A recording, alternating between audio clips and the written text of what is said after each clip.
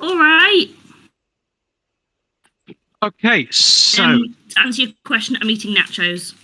well, hang on a minute. Right, you're eating nachos. Just plain nachos, or do you have sauces, dips, condiments? Because that shit needs to be seen. Cheddar and mozzarella, and I've got salsa and guacamole on it. So why are you not sharing it with the group? I shared my tacos last week. Okay, I'll there you go. I'll put. Go have some. Everyone take a bit.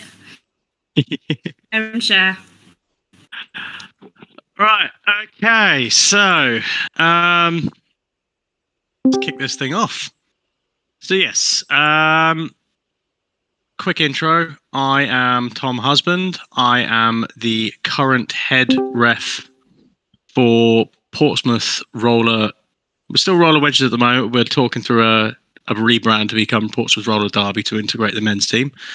I have been involved in Roller Derby for about 6 years, I think, and I have been the head ref for Portsmouth for about 3. So what I am hoping to do with this is kind of talk over the relationship that I have with Portsmouth in how we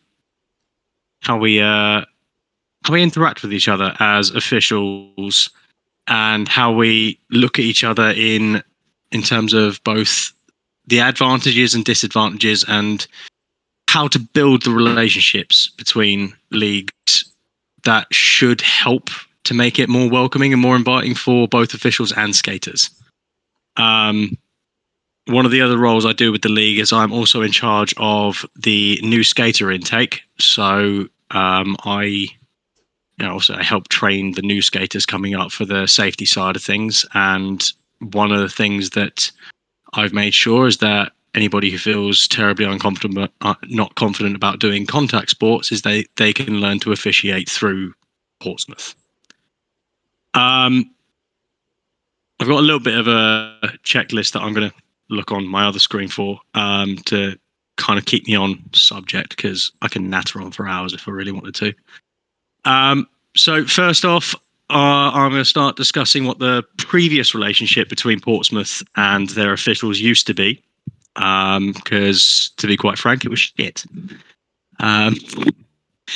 They were rude, they were aggressive, and for quite a bit of time, getting officials for games for them was quite difficult. Yeah, they could usually do it for the big open doors, but for the majority of games where they, closed door scrims or practices, you're lucky if you had 3 or 4 people turn up. And that included NSOs, not just skating officials. So in when I started, I kind of got dragged into officiating. It wasn't a proper step in. My wife had just started doing roller derby, and she invited me to come down and watch a game to kind of get things started. Back then, NSOs wore grey, and she deliberately asked me to wear a grey t-shirt. So in the second game of the open door, where one of the scoreboard, the whiteboard operator had to leave, she pulled me in, dragged me in, and said, "You sit there, I'll tell you what to do." And I was like, "Oh, okay, great." So that was my introduction to Derby. And then it kind of built from there. That was where I first kind of started noticing the relationship between Portsmouth and officials was not quite as warm and embracing as what they thought they were. So we had a start off bit where it was mostly popularity. You got a role because you were popular. So, head of training or main committee positions, generally speaking, the popular people of the league went for it. The ones who are all A-teamers and the ones who all had that ambition and goal to just be a team. And unless you fit the certain narrative that they had, you weren't going to get the position. So one of the positions that I started off trying to go for was head NSO. I put a lot of work into doing it. I put a lot of work into making sure that everything was kind of in place. And what ended up happening is a more popular person who turned up, got the role, and then quit it 3 months later. And I was like, well, I'm already reffing now, so it's too late. From there, we kind of continued with noticing the behaviour. That in particular, there were 3 or 4 skaters. Not sure if many of you ever officiated for Portsmouth or any of the games before, going back 5 years ago, but there were 3 or 4 skaters that were well known for getting aggressive at officials at games or shouting abuse. And that really started to affect things quite badly, to the point where any officials who wanted to come and practice, they stopped wanting to come. And that put a bit of a spanner in the works for everything.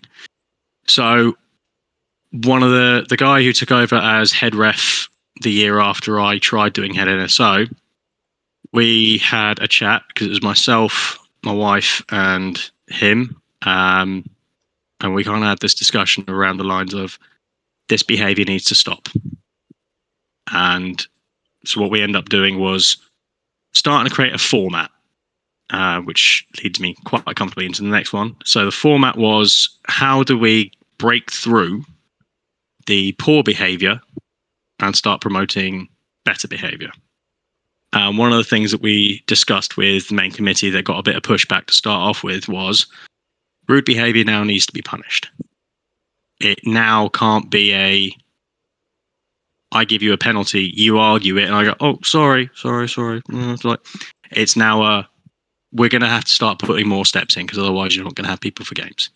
And thankfully at this point it was starting to become a bit more apparent, in particular for a couple of skaters, that the behaviour they were displaying was making things difficult for the league. It got to one point where there were multiple complaints on one skater from officials from outside of the league and within, that we kind of just went, look, you now need to stop, or you need to think about leaving the league. They opted to leave. They went to a different league, at which point they were then continuing the behaviour. Because the relationship we had with the other league, they also kind of put a pin in it, and that person is now retired. So, this is no more of that. And it was kind of along those points where it was that direction to get things started. For us, it was very much important because we needed a learning space to do this.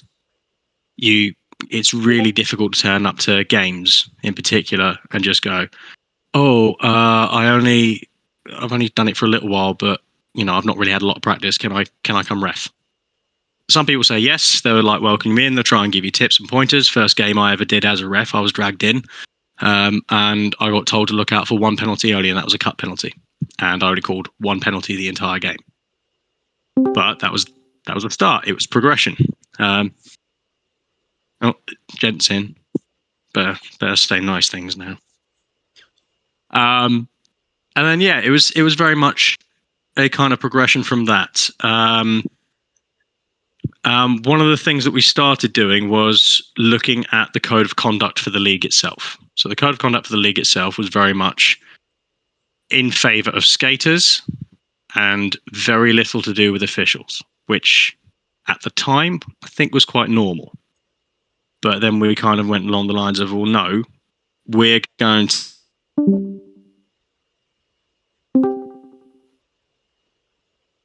Thing just phased out for a second there, which is helpful, Discord. Thank you very much. Don't know what happened there, but hey ho. So one of the things we started doing was looking at the code of conduct, and the code of conduct was very much along the lines of what we need to do to make skaters and officials feel safe enough to practice, which also involved having a space for NSOs as well as skaters. I just want to double check you can still hear me, yeah? Cool.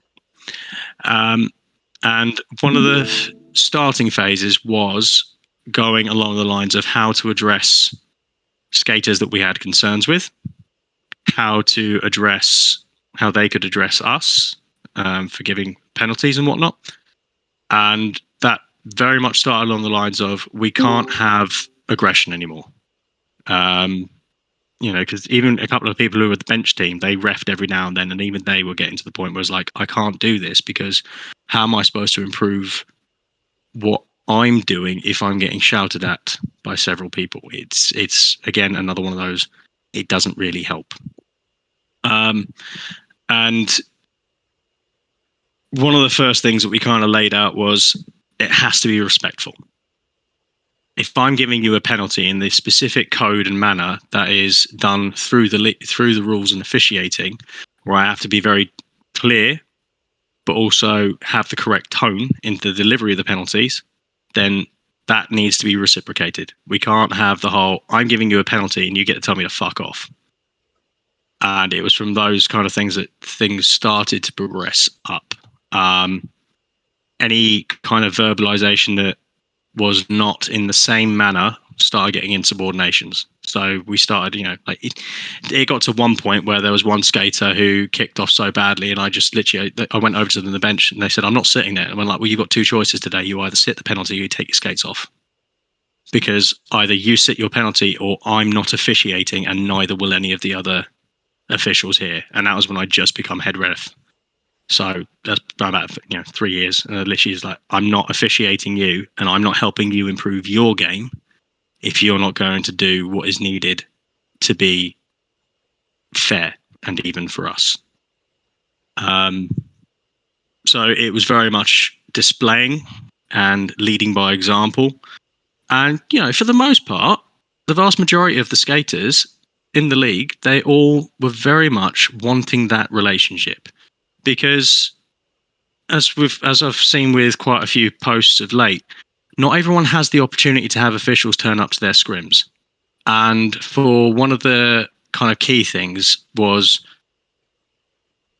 like, it's difficult to get people to go places unless you have some sort of relationship with officials and that there is a short distance to travel. So, I got quite lucky in terms of Portsmouth. I live 10 minutes walk away from the training ground. So for me, it's exceptionally convenient. It's great. I like listening to yours too, gent. But yeah, it's an extremely convenient place to to go and train, and it's a good place for me to refine.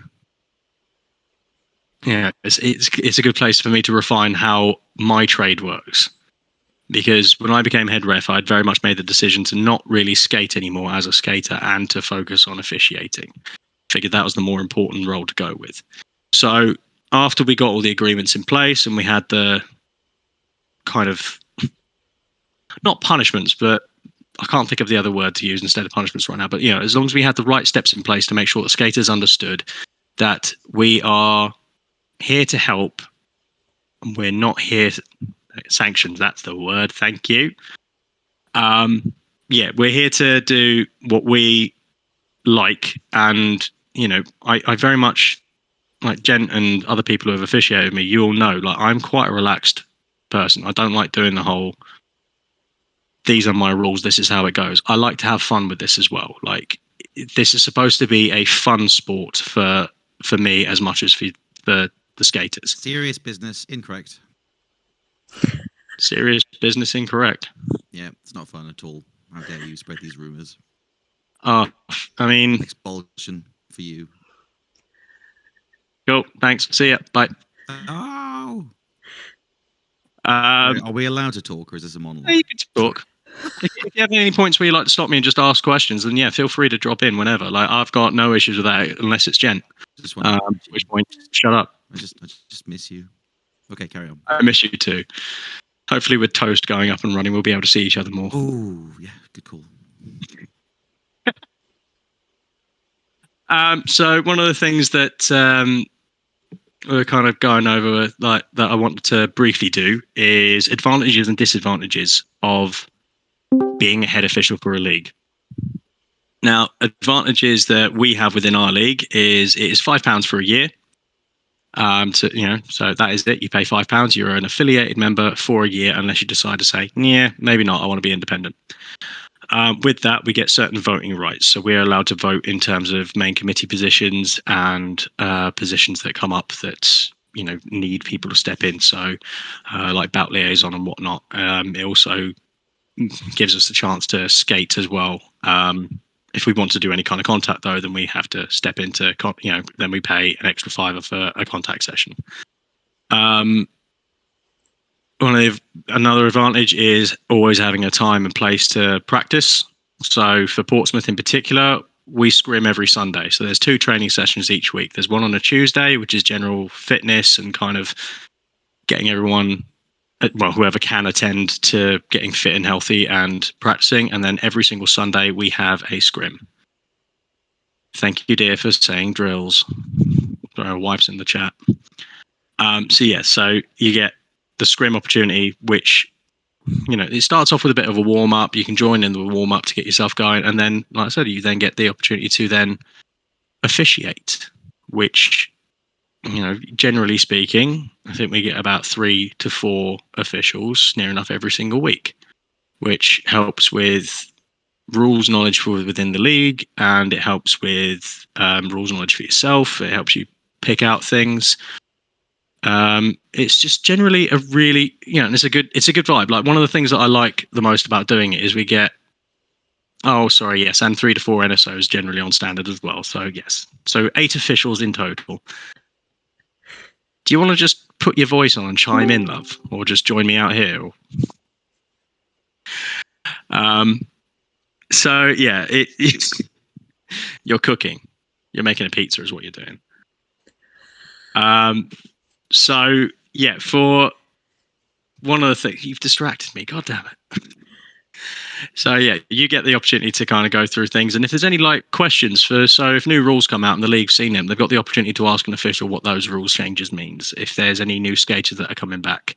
Oh yeah, no, Liz is 100% more knowledgeable on rules and stuff. I'm talking about relationships, which she is terrible for. Like, I deal with the human element, she deals with the rules. We have a nice balance on that one, Sparks. So there are obviously some disadvantages as well. So one of the big disadvantages that I came into recently, because obviously most of my games are done through Portsmouth or associated with Portsmouth. So, you know, one of the things that can come to question, is in particular, because I've obviously been head ref for a while for them now, was the idea of general biases or unconscious bias. So a question came up recently where I was asked, because I gave a lot of penalties in a 15-minute or 20-minute section of a game, more to the opposition than to Portsmouth. So the question was asked, you know, do I think I have any unconscious biases? Which I didn't. If anything, I'm a lot harsher on Portsmouth because I know all their patterns. I know who's going to do what. Like, I can generally see the body pattern and go, right, you're about to do this, so wait for the thing to happen, penalty. And on this occasion, it was, you know, it was a fair thing to give as feedback. You know, it was one of those ones I was like, how dare you, sir? And then come back a little while later and go, oh, actually, no, that's fair. It's a fair thing to ask. I've been associated with Portsmouth for a while, so it's one of those kind of fair ones to do. And kind of another disadvantage is, because the league knows you, there's an opportunity where they might become a little bit too relaxed. So when you say something, there is an opportunity where they can't kind of go, yeah, but it's Tom. We know Tom. It's fine. Like, you know, I don't think we've got that with Portsmouth. I think the balance is still there, but, you know, that's probably because of the way that I like to do things as a head, and the way that we have with like one of our best mates is their head NSO. So we are very much on the same book in terms of how patterns are doing. What are you saying now, love? I'm just seeing my wife typing.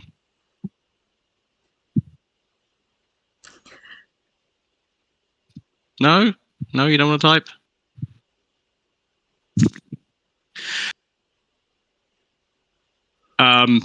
But yeah, so while there are quite a few good things going on, there are obviously some bad associations that come with it. But just gonna say that, like, in terms of reffing your friends, that like in scrim you can get quite relaxed, and you know they will tell you to fuck off in a joking, friendly way, but to remind them that they're not allowed to do that in games. Like, and it's to try to like have that like in scrim, this is fine, but like in a game that will get you into trouble. Yeah. And it's that kind of idea. Yeah, it is an interesting balance, because you also get invited to the social events, because obviously they all know you. They're all like, hey, come out for a meal and whatnot. So everyone knows. Oh, absolutely. Yes, Mark. So a head official for a league is a very different role from a head official for a game. So, like, one of the big jobs as being a head ref or a head official is, we are in charge of quite a lot of the safety aspect. So when it comes to training and it comes to scrims, we are not only there to kind of help with the penalty rules, but we're also there to make sure that everyone's safe. And if we feel that somebody is not safe to scrim that day, we are allowed to turn around and say, look, I think you should sit this one out because I have concerns. Generally, we bring it to the coach who's in charge. And that coach then obviously relays it back. So we've had some skaters who've displayed they're a little bit too heavy hitting on rookies. And we're like, look, so as a jammer, we're like, rather you didn't jam and block only on the main line, if that's okay, kind of thing. Because it's never really an if that's okay. It's a very much a this isn't happening. You're not allowed to do that because these people need time to practice without their hopes and dreams being smashed into oblivion or the wall. So yeah, it's I gather thoughts as well. So yeah, it's very much a different role to being head ref or head official for a game, because for a game you've got one day. You have this one day where everything happens and the entire environment is usually a lot more stressful. I hate doing game days or the start of the game day. I don't relax until I've blown my first whistle and given a penalty. But that's because the stress of the day for games is so much more. There's a lot of admin going on. There's a lot of conversations to have with people, captains meetings with medics to make sure everyone's medical issues are told properly. You've got to make sure all the paperwork's in place, make sure all the... Sorry, I'm just reading a question from Chief.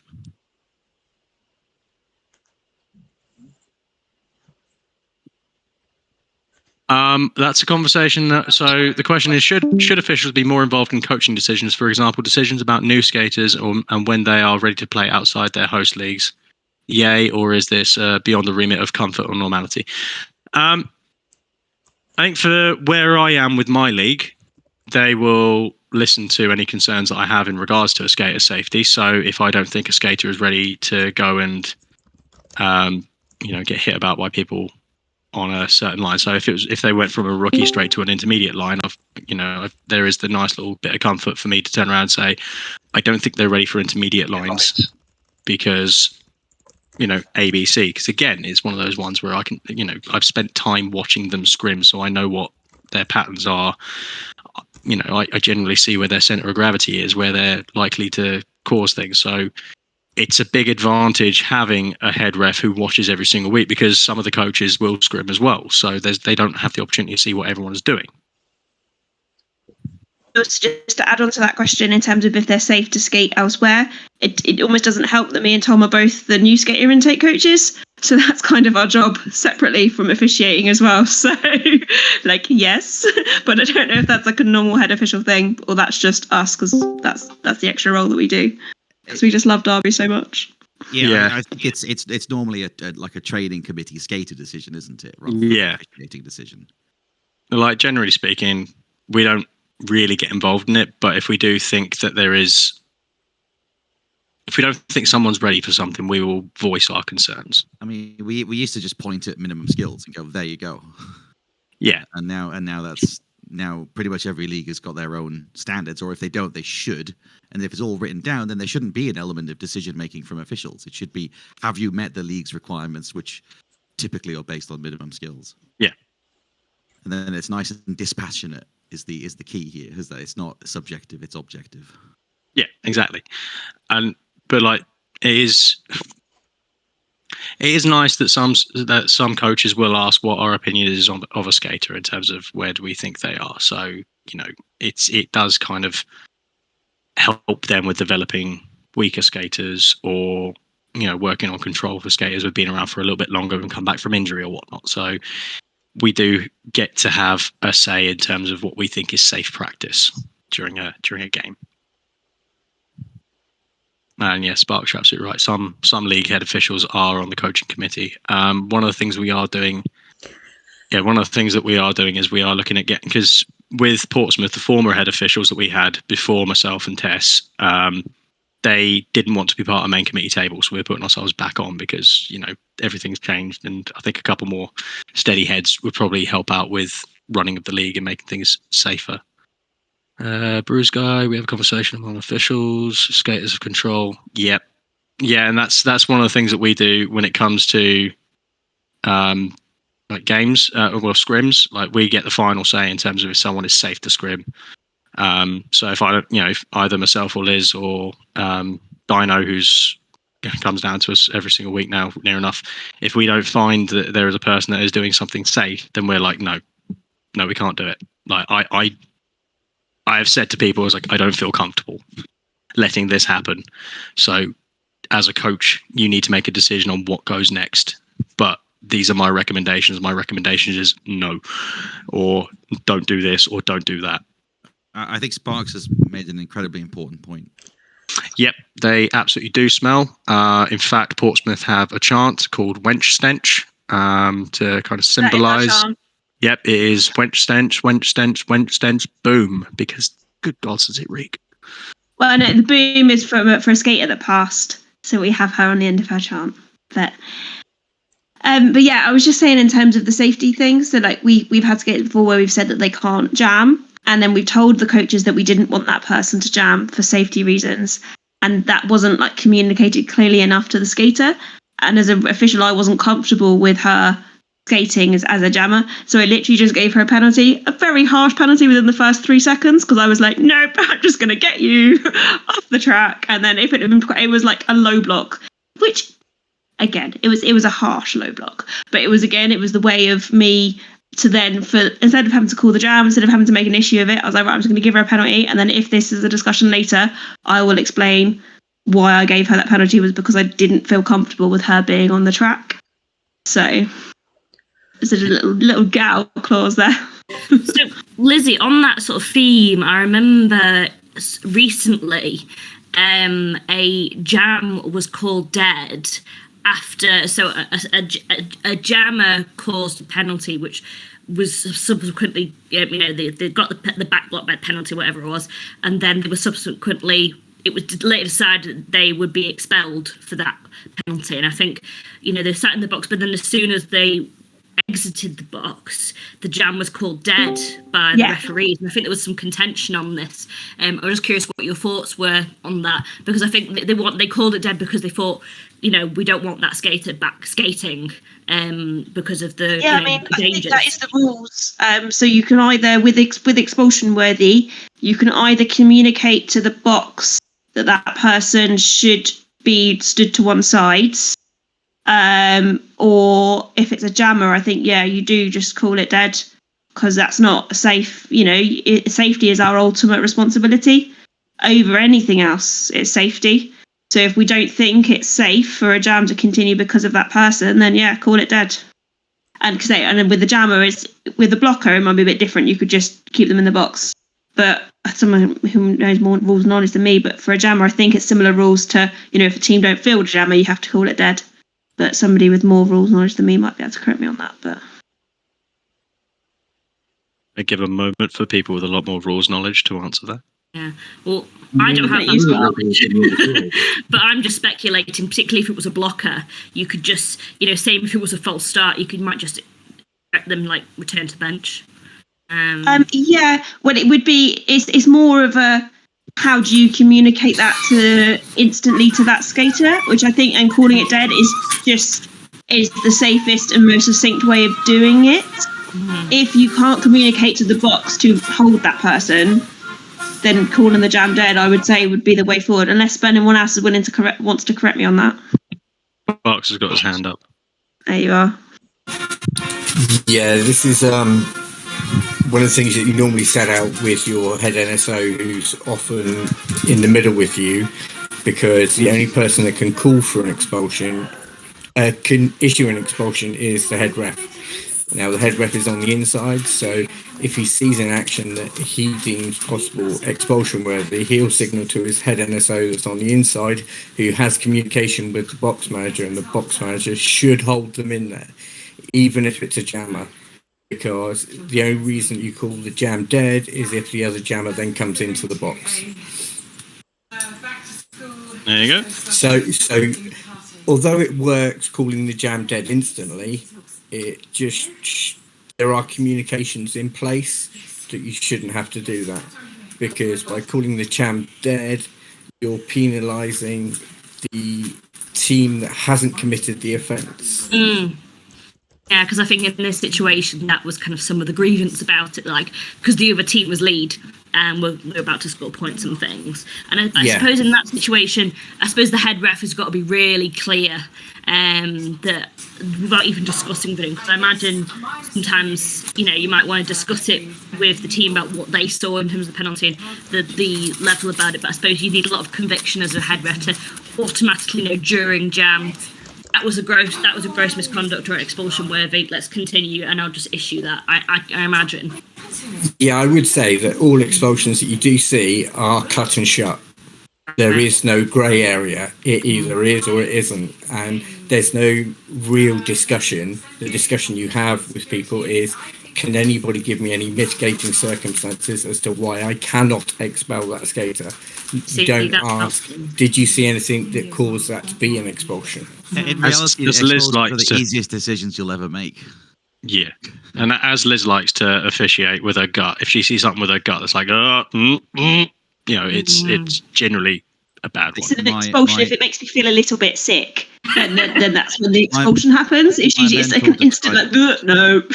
Yeah. That's really helpful. It was the sweet baby Jesus moment, my mentor is if you see something and you go, sweet baby Jesus, it's an expulsion. Did he get that from you, Spark? We need to put that in writing. We need to put that in some kind of guide. There's also the management side of it as well, in the fact that if a head ref is confident enough, there is nothing to stop them during a jam handing the pack off to the front inside pack ref and actually going to the box themselves using the safe and having the conversation with the skater directly, or having a conversation with the skater. The number of referees in a full game situation allows for that kind of management tactic in that situation. So as long as you've got, some competent people that you can put your trust in, that is an option for you. You can just make that move and handle it without calling the jam dead.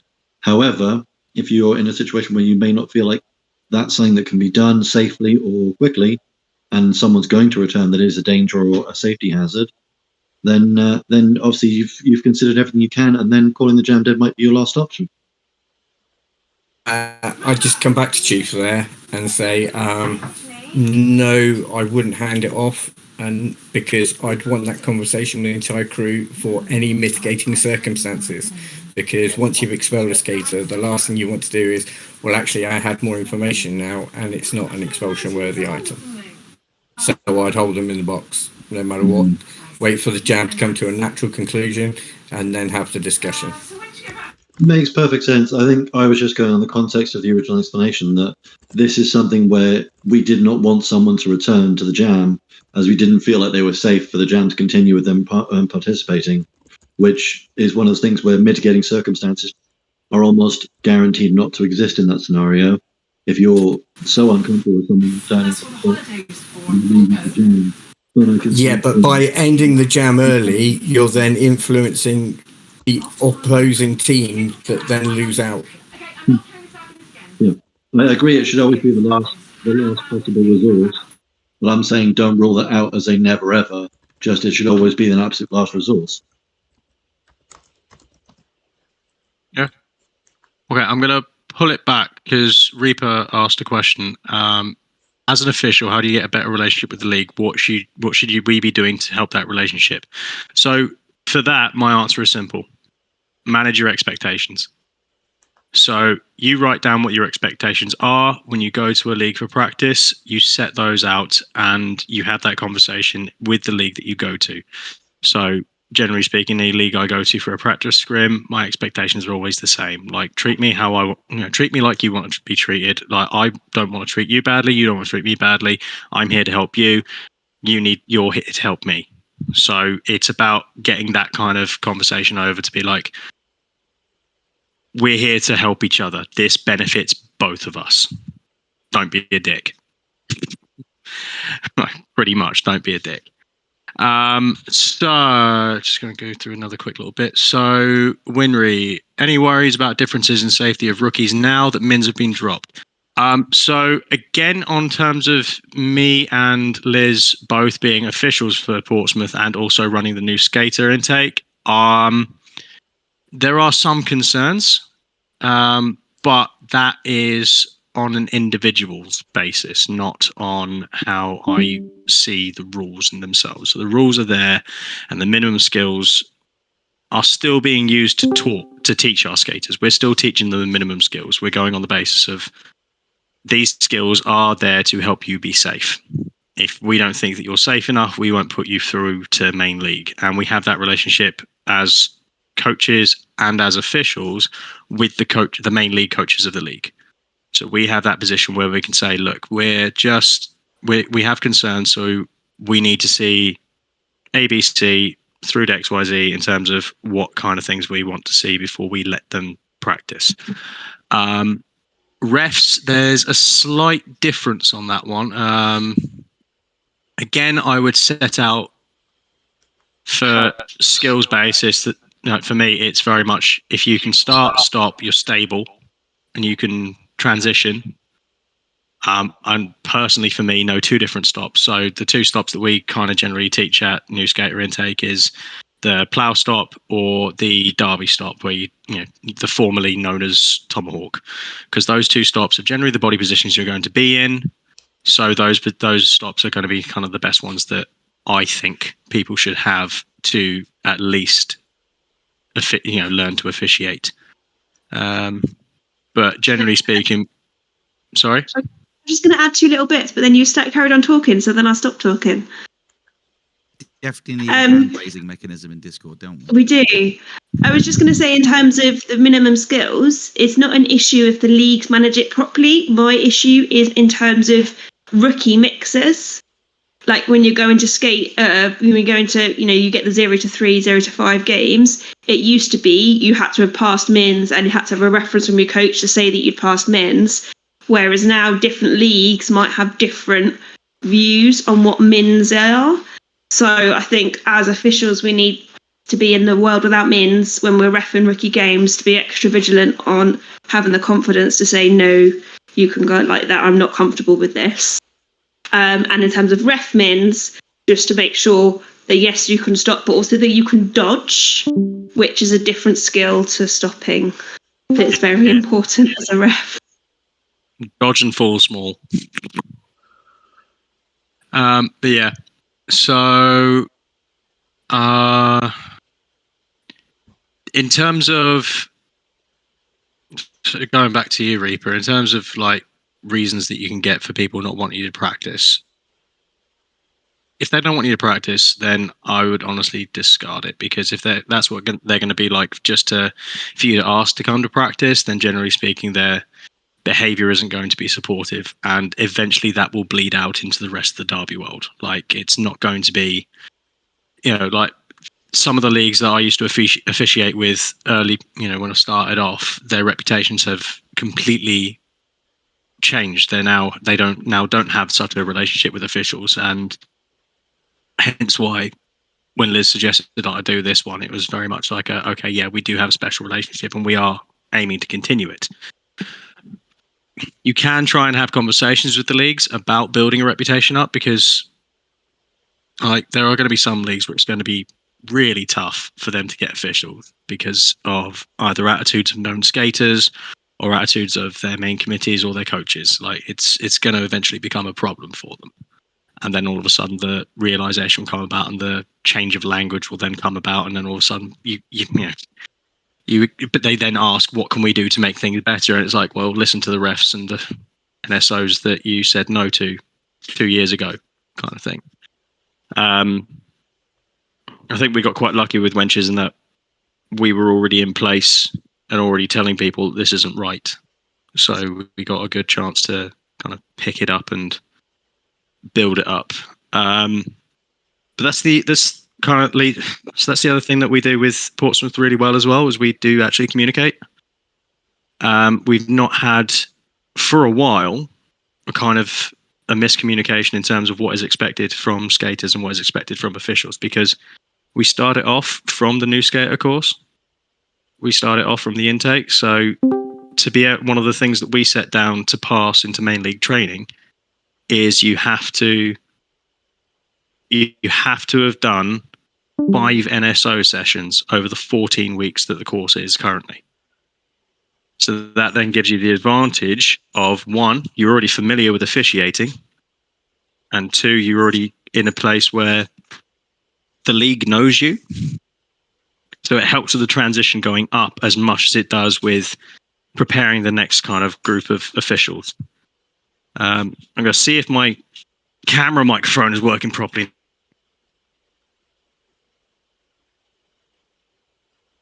Why has the pizza got something to say?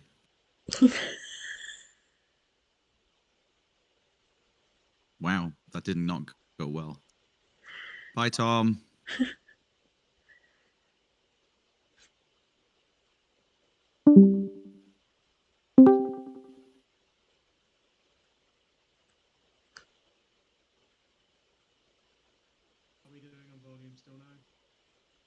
You are so quiet. We all know Liz is our favourite in that household anyway. So it's much better that we just have Liz on the microphone and Tom just talking on mute. It'd be wonderful, wouldn't it?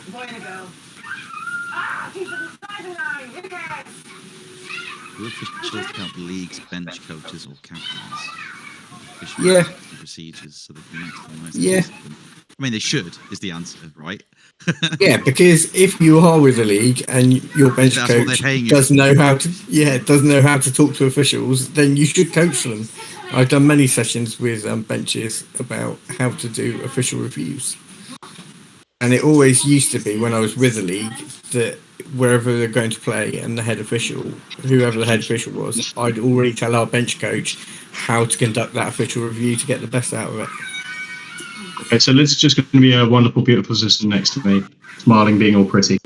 Because Yeah, I'm just not really used to being with kids like this. No, there's all these other ones. And that's just been really mean. I was on the subject of communication between the leagues. So the way that the communication works for us. Hi, Shift. The way that the communication works for us is very much if you have a question about officiating, then ask us.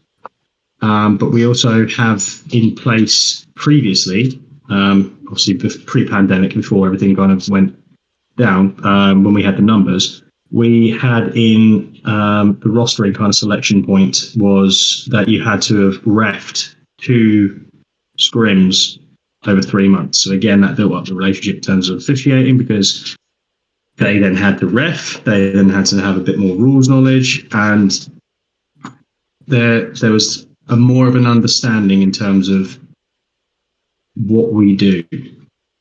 You know, it's not just we don't just know everything. It takes a lot of practice. Like like Liz is master of pack. Like I still struggle with pack. I can spot several different penalties in a second.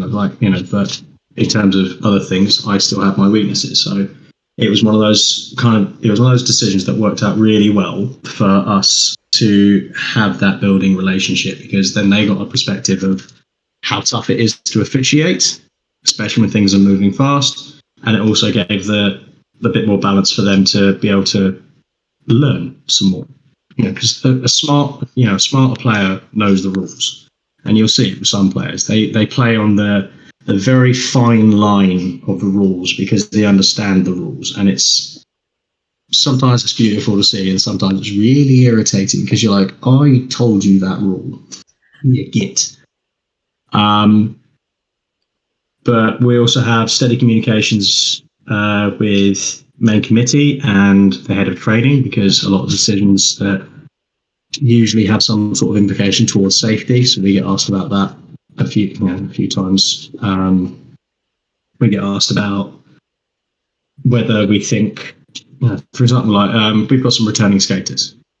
We don't currently have a head of training or anything that was set up. So we got asked if we could assess the skaters that are returning, see if they're safe. Is there anything you don't do at Portsmouth? Sleep, apparently. That's because my new skater coach is more than because we had representation. Sorry?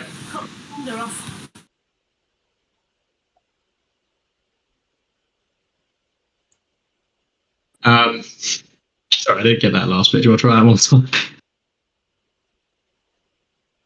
I think it might have been noise from Sparks. Okay. I mean, you know, from your household. I mean, Yeah, I'm in the quiet place away from children. The only noise I've got is my wife crunching pizza in here. Which she's going to do even more obnoxiously now. But yeah, so... Oh, sorry, there's Tess. I don't do the paperwork. No, you are correct. I do not do the paperwork. I stay away from the paperwork. I usually get hit with the paperwork as I run away from it. But yeah, Tess is our head NSO for Portsmouth, so she... How long have you been doing that now? She's been doing it as long as I've been reffing. But yeah, so... Yeah, it's as long as the communication has always been quite a key new thing, and I think that communication helps because we just had our AGM, and so we've had a little swap out of officiating positions, and one of the things that we brought back up is we did an official school. We did like a 2-hour session of learning set rules. For I took refs, Tess took NSOs, and then when we go to and then what we had afterwards, we had the 2-hour scrim that we normally have.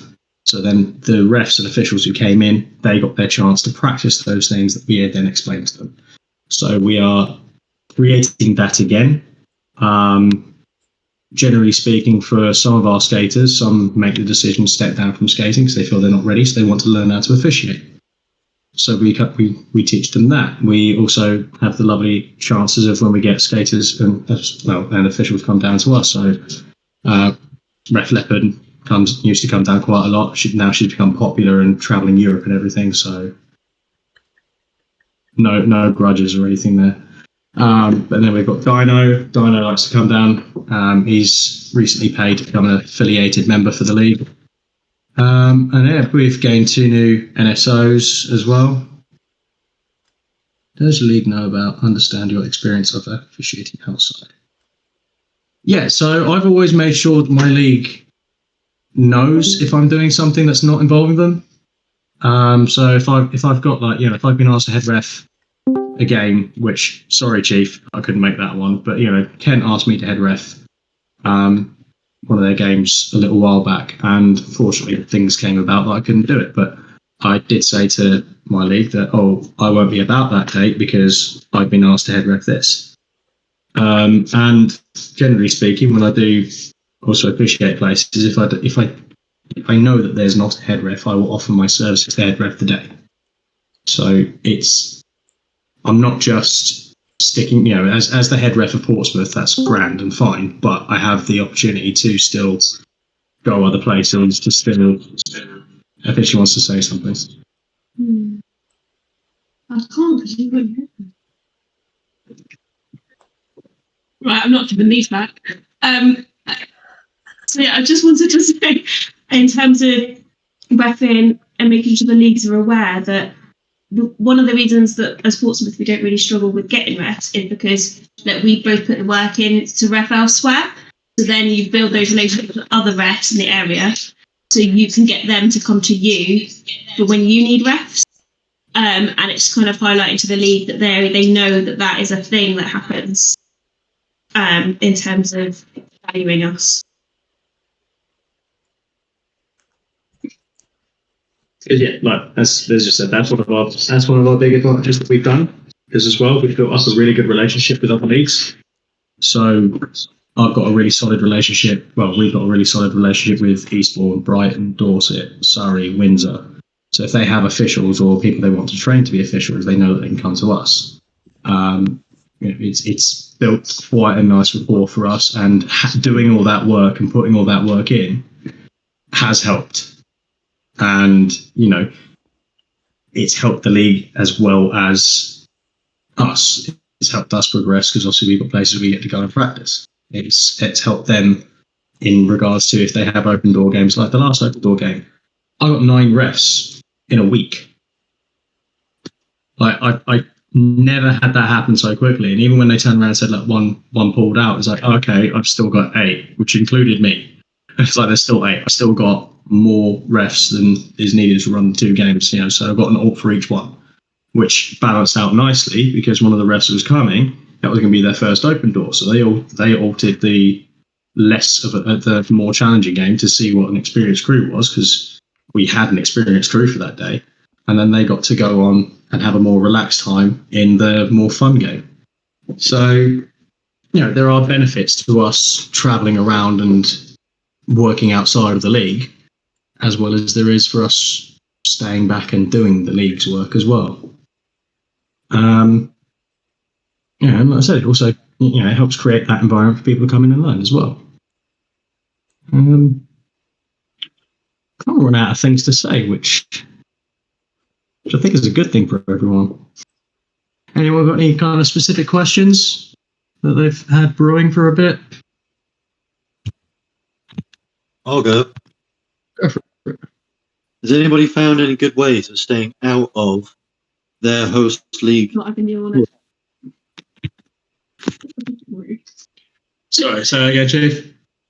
Saying, has anyone found any decent ways of how do you manage things like home league politics and team environment politics? Because I've always found that traveling is the best part because you don't know people as well. You don't see them every week. How do you find that balance, and how do you deal with people that you do see every week, and all the stuff that comes with it, the socials, all the other things like that? So generally speaking, in terms of interleague politics, unless it is something that is directed at me, so if there's like a complaint or an issue that's directed at me, we don't get involved in it. We're not dragged into it. Unless there's some sort of resolution that we can come up with for them, where someone hasn't thought of something, then generally we just keep out of it. It's better for all of us, because as much as we are the head officials for the leagues, when we do our officiating through scrims, we are still doing it through the non-biased lens. Yes. As league head ref, I have a job description that says not politics. Yeah, 100%. Yeah, I mean, it's flippant, but that's the truth, right? I mean, what politics are you getting involved with? And if it's because you're willingly engaging in something that's outside of your remit, just stop. And if that's not possible, just leave. I mean, we're not really exploring this today, I imagine, because it's not really the subject. But independent officials exist; they're a thing. They're everywhere. What is it that your league actually gives you? And Tom, you discussed that earlier, right? It's access to training, and what else is? Voting rights on some things, invitations to socials, for a league that may be giving you politics shit. So but like generally speaking, and I'm not. It sounds like I'm dissing being in a league, and I'm not. I'm just thinking people ought to ask themselves the question: what do I get out of this? And it's a lot of us would hopefully say, I would like to help. That's sort of why we're involved in this anyway. And but it's a balance, an equation. If you're getting BS out of it, then think about it. Sparks' opinions. Sparks have an opinion. Oh, sorry. Yeah, you go first, love. Sorry. I'm new to all of this, so hi guys. It's really lovely to be in this space and listen to everything that's being said. So my mind is very, very, very empty of what to expect, etc. I do skate, and Kaya's been very wonderful in just getting me in and getting me to understand. She's a marvelous lady. I'm really impressed with her.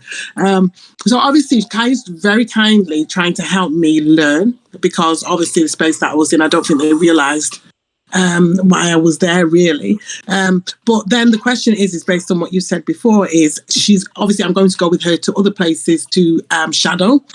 Do I need to tell them that I'm doing that? Is that going to cause a problem with me going somewhere else and learning? do. Well, it generally shouldn't do. As long as you're safe to skate, or if you're not skating and you're shadowing behind someone, it shouldn't cause any issues. Yeah, I've done one. It was amazing. I thoroughly enjoyed it. So they're quite happy for me to skate in that realm. So I and can what you've got there is the start of that relationship. So keep that relationship with that league going, and keep on. The more you turn up, the more they're going to get used to you being there, and the more they're going to get used to you. So 100% keep on going back to that league. Yeah, I've been there for 8 weeks now, and I'm there all the time. So they're now really, really used to me. So there is a nice relationship that has been built. But based on what you were saying before about training, etc., again, Kai's been very instrumental in that. And I know that they don't have a lot of stuff, so they haven't actually been able to concentrate on me. Yeah, but obviously, people are very sensitive. That's one of the things that's coming through is that each league has their own style. Everyone's got an ego somewhere. Yeah, and it does depend on the people that's in there. So obviously, I don't think there's any. It doesn't seem to me as if there's some kind of format for training. So they haven't really given me any. But as I said, Kayla's been really good, and she's made sure that I've got the ability to go and shadow people. So yeah, I was just more concerned that obviously I don't want to rock the boat or anything like that, or make people feel as if I'm going off and doing my own stuff. So. See, the thing that called me into roller derby to start off with is that it's supposed to be an inclusive and welcoming space. Right. It's a space that's supposed to be quite safe for people to do, which is why a lot of people stay in derby. And for me personally, that's one of the reasons why I'm still involved in it, and why I decided to work hard with Portsmouth to change their kind of change the direction they were going in. But yeah, it was very much make it. The more you go there, the more you learn. The more they'll welcome you, and eventually you'll get asked to do a game. Okay. You'll get asked to do a game. Yeah, sure. If I can add on to that point, if you're working with more experienced officials like other league refs and head refs and that, ask for feedback. And if they see you're willing to learn from them, you will always be more welcomed back because they'll see you're wanting to learn and grow as an official. Mm-hmm. Okay. Yeah, even now, as much as I've been a head ref and I think I'm over 100 odd games now, I still welcome feedback. I think Jen gave me a weird face when I asked if there's any feedback he had for me from eSport, and he was like, "You're fine." It's positive feedback, still feedback. Yeah. But yeah, the more you go, the more you have the opportunity to kind of grow. And yeah, definitely ask for feedback. It's even silly little things like if you're doing OPR at Scrim, your positioning. You can get feedback on where your positioning is to know where you can actually spot things a bit better, or what kind of penalties you should be looking for in that position. Okay. Thank you. Sorry, I've just got to insult my wife as she's just said I'm crap at cooking. Crap at cleaning up. Married goals there, people. Married goals. So, yeah, sorry, Mike is bust. Yeah, I'm just reading through the comments. Sparks had feedback. Yeah, Sparks, please. Sparks? Oh, he's coming back. I'm coming. Yeah, it was just on that voting thing, because Lee spoke about it and okay. When I've been with leagues, I've always chosen not to vote because it's the Skaters League. I am part of that league, but it's their league and they should choose what direction it goes in. So I'm really interested to know why you chose to take voting rights. So in terms of the voting rights that we get, it's mostly on things along the lines of what main committee positions come in. Who people will be on the welfare team, that kind of stuff. It's voting for things that would help support the league rather than because one thing that we've been doing particularly of late, is making the officials kind of feel properly as a part of the league, and for that means like being able to be interactive with the things that help run it. So going the wrong way. Like you were saying, we don't need to do a big party to achieve that, or have a crossover in training to achieve that. It's just a friendly hello. Okay, I guess that wasn't supposed to, but yeah. So yeah, in terms of the things that we vote on, like we don't get a say in terms of who's the captain for games. We don't get a say who's on the bench crew. We don't get a say on how the leagues choose their 15 skaters, that kind of thing. It's more for the running side of things, where if we because some people don't get the time to vote. So if we have an opportunity to get a main committee that's up and running, that keeps the league moving forward without too much disruption, then that's the kind of thing that we vote on. So, if we had to ask a chair to step in because the former chair stepped out, so we voted in a chair that would kind of help keep the direction going, because that was just part of the decision making. I think it's because we've been involved in it from like when we started off as an affiliated member that it doesn't feel weird or odd. Yeah, beyond the voting side of things of that, like it's something we've always been allowed to do as an affiliated member. So I think that's helped us feel like we actually belong to the league, rather than we're officials that come down and help the league and we've got the mantle of head because no one else wants it. Does that answer your question?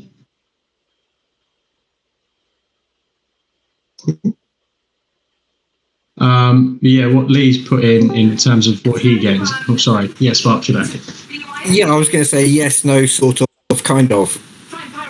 It's just that sometimes that having voting rights can then create a conflict of interest, because by having the ability to influence the decision of the league, does the league then have the ability to influence your decisions? Well, I mean, our position is up for vote as well. So if the league does decide that we have interfered or whatnot, then we can, it can go through welfare, or it can then, our position then can be up for a vote as well, and we see if we retain it. So no, I think I'm getting misunderstood. Yeah, it's more a case of because you are then voting on decisions made by that league. Mm-hmm. The result of the game would be in your best interests. I know what you're trying to do, Julia, and the answer is no. So by having no voting rights, it eliminates that conflict of interest. Yeah, no, I get that. That's something to think about. Yeah, like I said, I think it's just because it's been so normalised that we've been allowed to vote for things within the league is running, that it just seems like a normal thing for us. But it's something to... Sorry? Like, personally, for me, and like Tom as well, maybe less to say, but like, a lot of the skaters are our friends. So for me, like the bias about them wanting to win, like, in my little heart, I obviously want my team to win when I'm repping them. But there's then that separation between that and the ref calls. So I think, if anything, in terms of influencing your decisions on the day, it'll be the friendships that you have with the people rather than voting rights. And I think voting rights is important for making you feel as part of the league, because, as I said, the decisions do affect you a lot. Like the decisions on, who the chair, who the head of training, who secretary are, you have a lot to do with those people. So I think it does make sense that you get to have say in who they are if you are part of the league as an affiliated official. Yeah, I completely understand that, but sometimes you have to be separate from the management of the league, and you should always keep that option open to yourselves, as if to go, do you know what? Sometimes I'm not going to vote on this because it's more important for skaters to have a louder right there. 100%. Like, that we do get the option to abstain on the vote as well. So it's not like we have to vote. There is the option to abstain, and there is the option to step out. And like some of the things that come through, I'll look at it and be like, that's not for me to have any say. Can I just add in? Sorry, I'm totally okay. Scrims. Hi. Yeah, I'm too lazy to set up my own Discord. I think some of the issue, I think, especially from an official's point of view, is like less around the voting and more how can we incorporate that relationship without it muddying the waters on game day. Because a lot of officials, as someone mentioned, are friends. I know from past experiences that there have sometimes been accusations of bias for home league refs. So I think for me, yes, voting rights, as you've said, you can abstain. And I think as I posted, it's good to vote on things that can affect you as an official, like practice time, the space where it's located, things like that. In terms of the actual team itself, when it comes to what games to accept, things like that, less so. Yeah. So how do you avoid that accusation of bias while keeping that relationship? Yeah. So like I don't put it forward any kind of say towards what teams get played. Like there's about liaison to do that. They make the decisions on that. The only thing I need to know about is set is when is it, where is it, and start the recruitment process for getting officials. Yeah. I do see your points on those ones, but yeah, no, we very much just stick to kind of just the main important ones, like main committee positions, that lot. But yeah, when it comes to game stuff, we do keep ourselves out of it, and it is very much. I don't know. I think we've got the balance going right at the moment. I mean, don't get me wrong. Like I said, like the game I had this weekend, I got questioned about whether I had unconscious bias, and I had to take a good check on whether the penalty calls I made, because it was a Portsmouth game, whether the penalty calls I made were, whether I made them at the benefit of Portsmouth or not. And, you know, I took a good long time thinking about it, you know, like a couple of days before I responded to the person who asked me. And it was a case of, no, I don't think I did, because I am definitely more critical of Portsmouth because I know what their patterns are. So, but it's good to have that reminder that unconscious bias can happen. Yeah, as Liz just said there, she doesn't personally ref Portsmouth games because the pressure gets too much for her. Which is fair. Yeah. But a lot of officials don't have that choice. Yes. It's either they officiate their home game.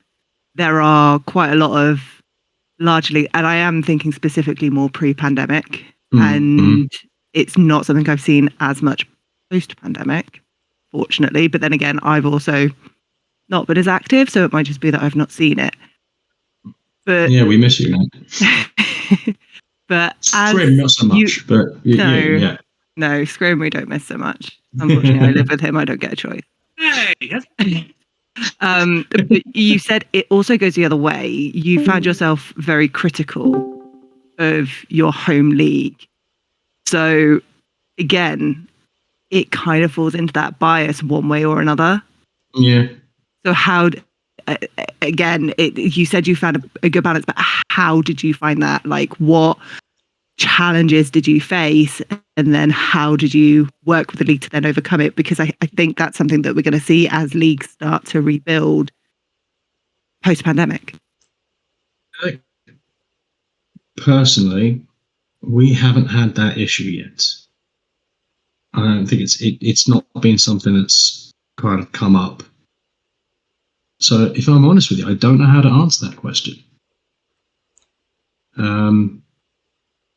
Yeah, I don't really know how to answer that question because we've not had that situation come up yet, like where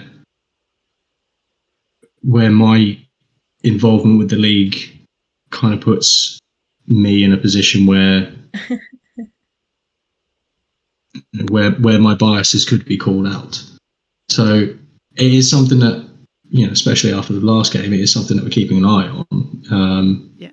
Especially for me in particular, but I don't really know how to answer that question. Yeah, I think for me it was just that balance, I think, is a good thing. And I think it's right that we as officials should be challenged for unconscious bias because it's there. Yeah. It always will be.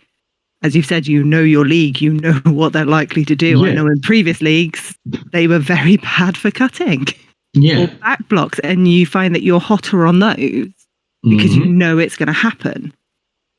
So it's about finding the way with the leagues as well as coaches. Like, how do you then incorporate that knowledge that you've got that unconscious bias and that you're kind of learning to preempt, that you can then help them with their training? Do you have any pushback from, say, the skaters? So no pushback comes back in terms, like, I mean, I'll be honest with you on this one. Generally speaking, now, because the skaters also know what I'm looking for out of them, a lot of the time when I call the penalty on me, it's generally a toot the whistle, and they, at this point, kind of know where the penalty's coming from. And I think, like, thankfully, it's not causing any kind of issues from them. But when it comes to the behaviour towards a penalty, they always ask, "What can I do to improve it?" And it's like, so you've got the chance to address that and kind of help them out in terms of what they're going to do with their practice. But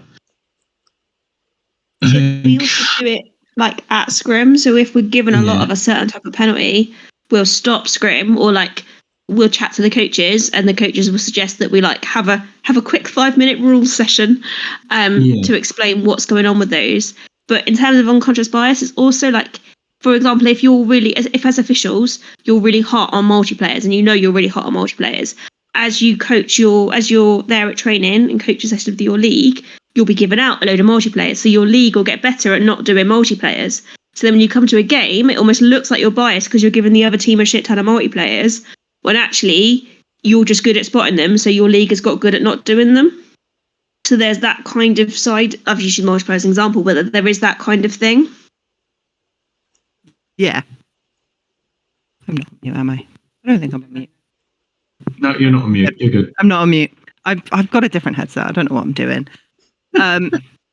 Yeah, and I think that just highlights, I think, what a lot of people, myself included, have sometimes felt isn't there in leagues. You've said if you're noticing something, you can go, guys, we're going to take 5 minutes. We're going to go back over the rules.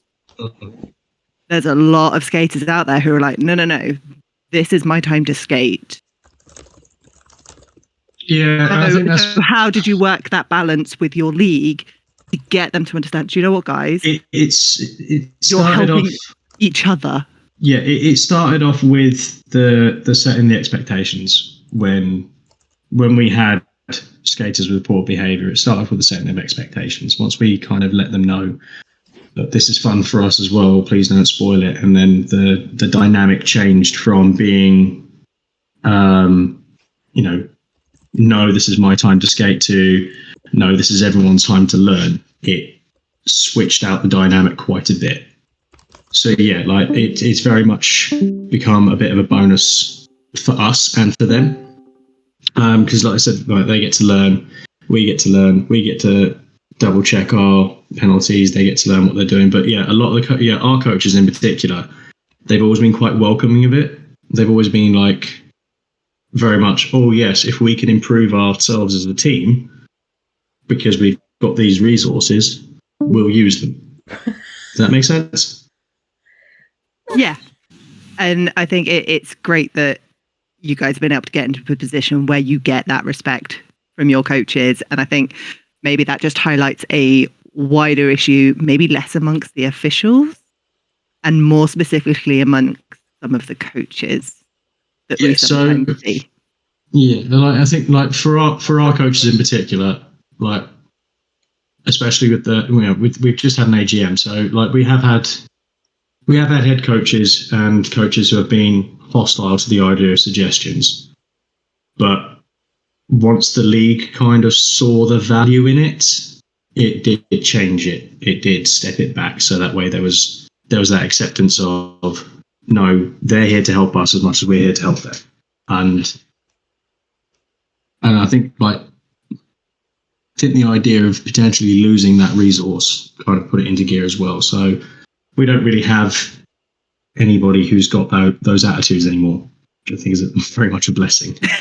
I really identify with this conversation because I'm also a skater and a ref, and I don't have kind of as firm boundaries because I'm trying to really make and create that culture of like, it's okay if you see one of your peers do a multiplayer, tell them, and it's not a big deal, and also encouraging, if someone's not participating because of injury or because they're knackered or whatever, encouraging that, okay, we'll look out for penalties, you can still be useful, and kind of, just really encouraging, and making it accessible, so it's not just like an us and them, I'm the ref, and you can only be a ref if you wear stripes, or if kind of, actually I do both, and you can have a go, and so I'm really kind of trying to encourage that sort of accessibility, and just start looking for penalties, start looking for cut. If you see someone multiplayer, you can just tell them, oh, I think you did a multiplayer there, that was a bit forearmsy. And that's also kind of like the thing that I'm planning on bringing back once we've got the numbers back up is like the skaters reffing 2 sessions of a roster period. It helps them out, and like I think the thing that I've done quite deliberately is, for scrims, officials turn up wearing coloured tops instead of black or white or stripes or whatever, because then that tones down, makes it a bit more casual as well, makes it a bit more relaxed. So I think for that's helped with, them seeing that we're there to learn, we're not there to be completely and totally and utterly official. Yeah, I think that's a really good point in terms of at Portsmouth, we've worked really hard at getting the culture that officials are learning too, and that, like, yes, we might miss stuff, and we might you might give you a penalty that isn't right, and we make mistakes, and we're human, and like we're all here learning together. And it might be unfair, but sucks to be you. Like, we all have to learn together. We don't say sucks to be you. I mean, I might, but generally speaking, we wouldn't say sucks to be you. All the time. But it's, and that's such an important shift in the idea that it's not like them against us, or like, skaters against officials the officials are dickhead for giving you this penalty. It's, we're all learning, and if you don't let officials learn, then you don't get to play at all.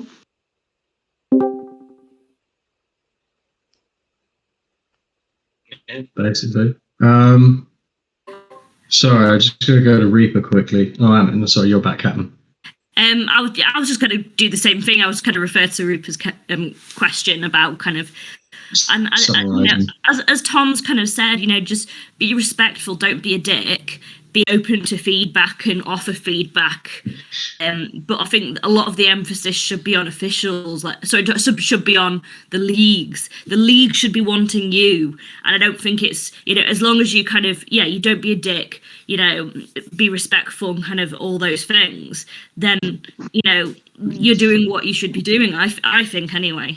There's also like I've got a very different side of things. So when it comes to game day, like, while I'm still quite relaxed, the serious face is on, and the serious business of officiating proper is there. Whereas, because we don't have to worry about that at a scrim practice, that's made, I think for me in particular, when I do games for Portsmouth, a bit easier in terms of the transition, because I'm not going there and no one's having a laugh and no one's having a giggle.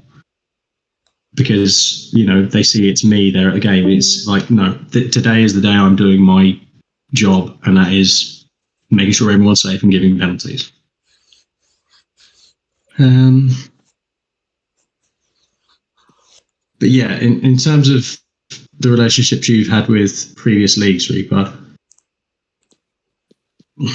palm them off for the time being. They're not willing to give you the time to learn, and they obviously don't want to use you as a resource. And there are leagues out there that will want to use you as a resource. And the kind of issues with that is there's the potential chance you might have to travel. With the fuel costs and everything, that makes it a little bit more of an annoyance. But yeah, it's very much, once you found a place that keeps on wanting to use you, you've got a chance to develop. And Catman, you're getting praised there. So yeah, I mean, and that's the kind of relationship that I want. I like to have that with people I've trained, or am training. I like to have that relationship where they can, they feel like what they're doing actually helps them out as much as it does the league and myself. Anything else? I have a question. Sure. So I work with coaching juniors, and we've had issues staffing skating officials. What would you recommend in order to kind of bring others in addition to working with outside leagues? Because I've worked with several within my 4-ish states around me, because I'm in the U.S.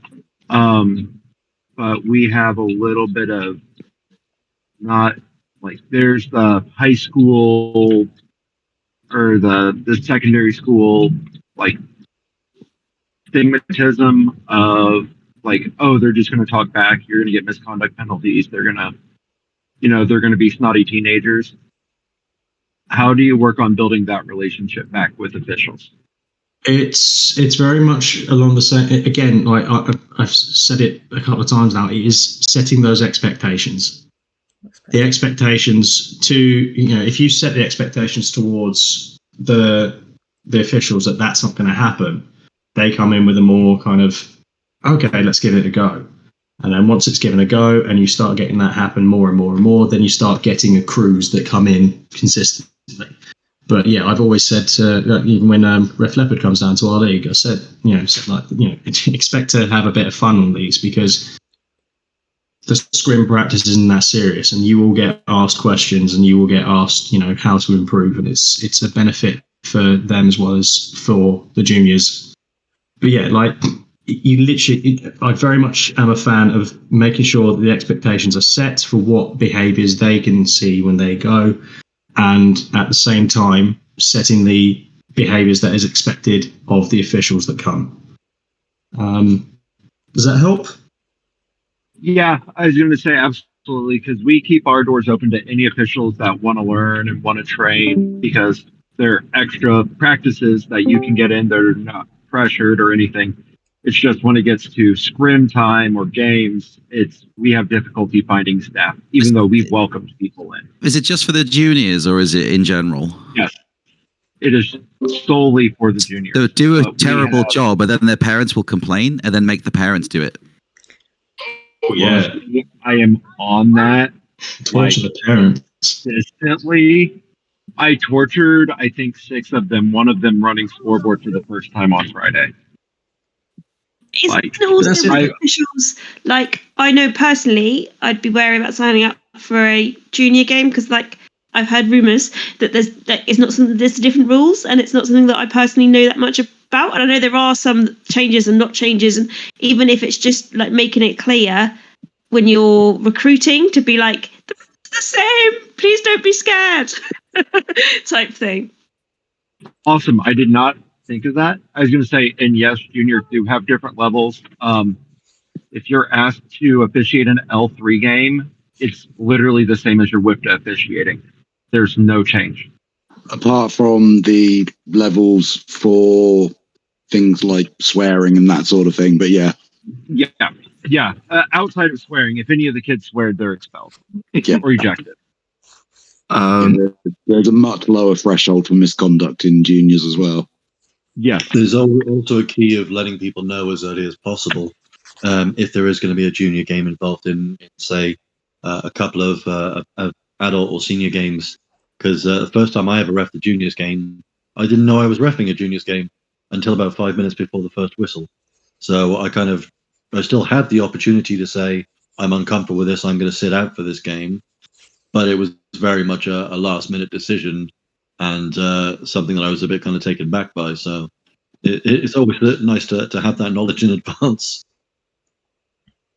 I think I'm fairly qualified to talk about juniors and officiating in general. Junior. A nice thing as well to remind your junior skaters is that they can ref. If you're struggling to field officials for a juniors game or juniors event, some junior skaters might not be skating in that event. Ask them to officiate. Like I started officiating at 14. I'm 18 now, so I'm not a junior anymore. But encourage them to officiate because they can do just as much as, well, except for sanctioned games, they can do just as much as every other ref, or official. Yeah. Insurance, is that not insurance pending though? Well, I had to have my own insurance, so I just paid for one. So it kind of it's the you do kind of have to have your own insurance, and your league's probably not going to cover you for reffing. I know MRDA is a little bit different because like people from 16 up, but WFDDA, I believe, is you have to have a completely separate insurance for juniors to officiate. My understanding. So I had to have my own personal insurance policy. The team has their own insurance that covers, I think, like 40 kids and 10 adults. So, thank you. But yes, I did that with one of my aged out juniors. I turned him into a jam ref, and we're putting him in the ringer with 3 mentors to get him up to full capacity. Yeah, we had a ref in the UK, Zebra, that had about like 10 mentors because they were so well loved by everybody. Everybody just wanted to take them under their wing, but unfortunately, they retired just after COVID was a thing. Really, he's a real good kid, and it's one of those that I wouldn't invest the time in him if I didn't see a lot of potential in him. Yeah, wait, is that the measure of how much you're loved? Oh man. Yes. Have you got no mentors, Lee? Lee, to be honest, you're at the stage where you just need just little tweaks here and there. You don't need a full-on mentor. Oh, thanks, buddy. I'm not shit. Well, I refed with you this weekend. 6 whole games, dude. Yeah. Well, did you? I had my eyes closed for most of it. Yeah, I know. I've seen the photo. You did the same. Beard's opinion. Never tell him that he's my mentor. That's only Beard's opinion, all right? Thank you guys. I appreciate it. Cool. Do we have any other kind of questions? Because it is 9:30. Yeah, I mean, I think real briefly, Repercussions basically wanted a bullet point list of how do we fix officiating. So off we go. Right. So fixing officiating. It's not our fault. It'd be nice to finish on a high. Be assured. I don't think there's a direct thing that I can quote that fixes efficiency. Yeah. Hang on. Bullet point on fixing efficiency. Is that the summarization question? Let me just find the actual bloody request. Oh, almost like, do you think you could summarize what you suggest we do to start off getting a relationship back? Almost like bullet point summarization. Phase 1, set your expectation to whatever league you're going to. Step 2, make sure that you communicate clearly with them. Step 3, if they are deciding to be dickish to you, don't offer your help. And then tell everyone so that no one officiates them ever again. Yeah. And that'll learn them. Sparks is going to disagree. It was a joke, Sparks. It's okay. No. I was going to say, make sure your last bullet point on that list is to thank the leagues that put up with you. Absolutely. Because we always ask them to thank us, but all too often we forget to thank them. Yeah, totally. Agreed. Yeah, they've been gracious enough to let us come to their training to help us grow as officials, as well as us helping them. It is a symbiotic relationship. Yeah, we work with them, they work with us. So yeah, like whenever the league says thank you to us at the end of a scrim, we say thank you for letting us be there. So yeah, it works. Works both ways. I mean, there's a whole other discussion on how on earth we do this in a way that means you don't have to own a car and pay for petrol and travel around everywhere. Which is the other huge problem, isn't it? Because we just say, just go to someone else's league and train. Well, all right, who's going to pay? Yeah. and it's supposed to be a hobby. If you can't afford it, then you are going to be stuck, aren't you? And I don't know what on earth that you can do in that situation other than engage with who you've got. Go in with, here's what I would like from you. Here is what I can offer you. Right, have that contract. I talked about job descriptions, right? Have a contract obviously not a legal contract. Just agree on what it is that you're going to get from each other. And someone said, I think it was you, Tom, a symbiotic relationship. And then who knows? Well, depending on what that is, I would like to come to your training sessions. It would be nice if you could set up some training scrim light situations for us, and in return, we will officiate them. And if you can't get past that, then what did Liz say? Tell them to get in the bin. Yeah. But if you've got some expectations written down, you've got a sort of a contract, you can refer to that and go, hey, look. And you should find that leagues want to help, because leagues need bloody officials. Without officials, you can't get games. Yeah, leagues you can't have any fun. So their practices. And they can learn more. What was that? Who was that? Yeah, leagues can learn more by having officials at their practice.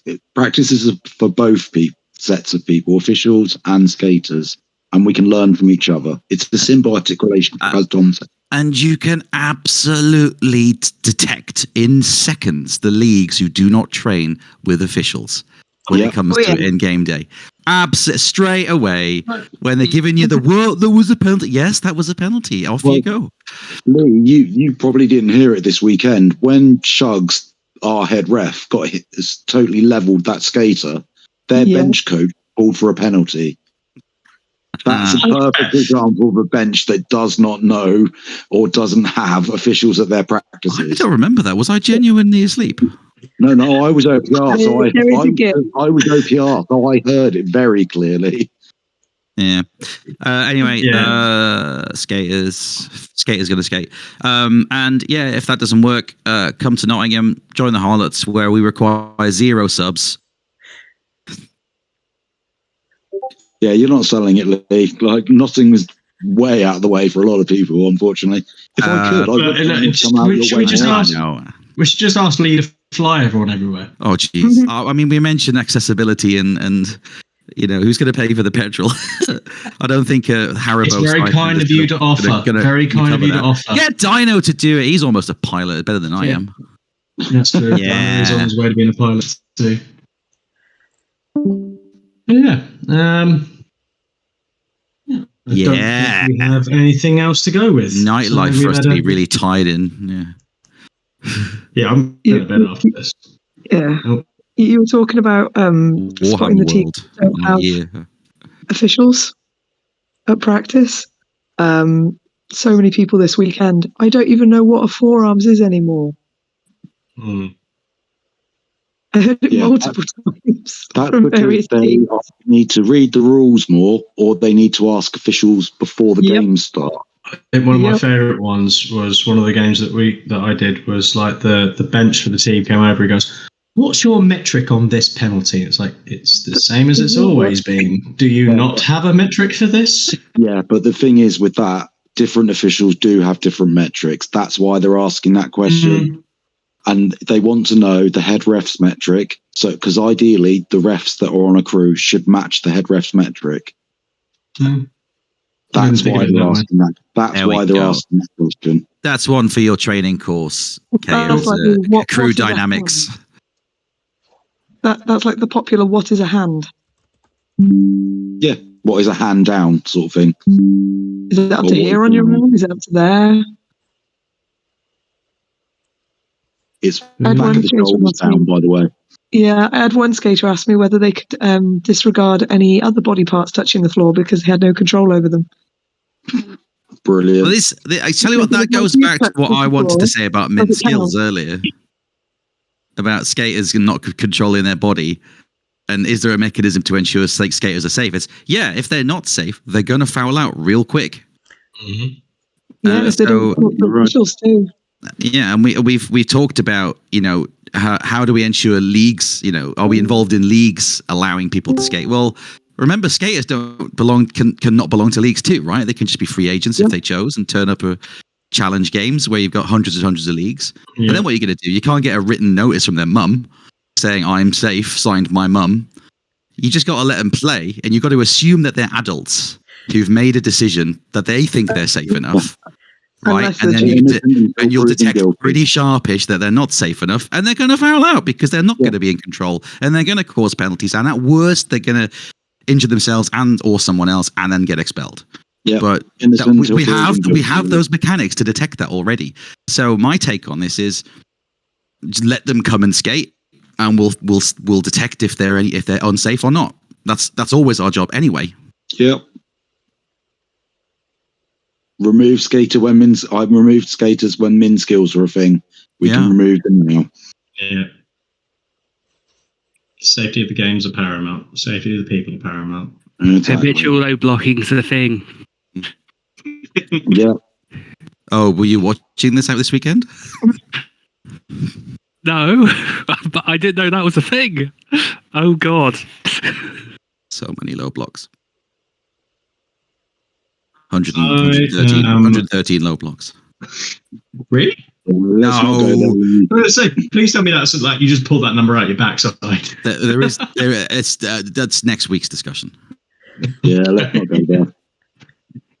Right. We do a whole session just on low blocks.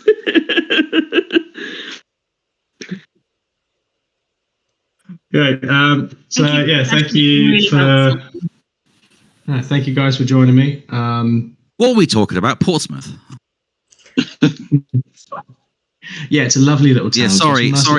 I've just waltzed into your thing and just it's not a nice place. And that's fine. Yeah, it was just like, so if there's any further questions or you want me to do another one of these in future for other people, then talk about Portsmouth all week. Yeah. You can fly down there soon. It's so expensive. It is. It's ridiculous. London prices being nowhere near London is stupid. Thank you very much, and good night, everyone. Yeah. Bye. Love you. Goodbye. Hope to see a lot of people's faces